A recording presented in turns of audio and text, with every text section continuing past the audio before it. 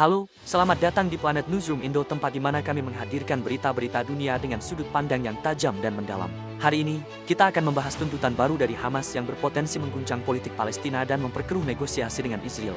Tokoh yang menjadi pusat perhatian bukan orang sembarangan, dia adalah Marwan Barghouti, sosok yang disebut banyak orang sebagai Nelson Mandela dari Palestina. Dalam perkembangan terbaru, Hamas menuntut pembebasan Marwan Barghouti sebagai bagian dari kesepakatan gencatan senjata di Gaza. Langkah ini dinilai bisa menjadi garis merah bagi Israel, karena Barghouti bukan hanya seorang tahanan politik biasa, ia adalah simbol perlawanan dan harapan bagi banyak warga Palestina. Barghouti, kini berusia 66 tahun, telah menjalani 5 hukuman seumur hidup di penjara Israel sejak 2002, karena dituduh merencanakan serangan mematikan selama Intifada kedua. Namun banyak pihak di Palestina menganggapnya bukan teroris, melainkan pejuang kemerdekaan yang memiliki kredibilitas dan integritas tinggi. Bahkan setelah lebih dari 2 dekade di penjara, popularitas Barghouti tak pernah pudar. Menurut survei independen, ia tetap menjadi tokoh politik paling populer di wilayah Palestina, seseorang yang diyakini bisa menyatukan Hamas dan Fatah, dua faksi utama yang selama ini terpecah.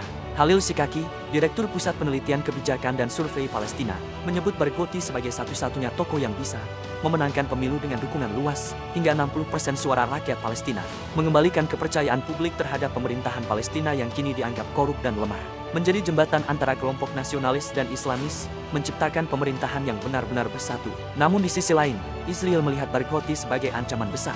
Bagi Perdana Menteri Benjamin Netanyahu, pembebasan Barghouti akan menjadi kekalahan politik besar. Netanyahu menolak gagasan negara Palestina yang merdeka dan diyakini tidak akan membebaskan seseorang yang bisa mengubah arah sejarah perundingan. Jika Barghouti dibebaskan, dampaknya bisa luar biasa. Hamas akan mendapatkan kemenangan moral dan politik besar. Tekanan terhadap Presiden Mahmud Abbas akan meningkat, karena publik akan menuntut perubahan kepemimpinan.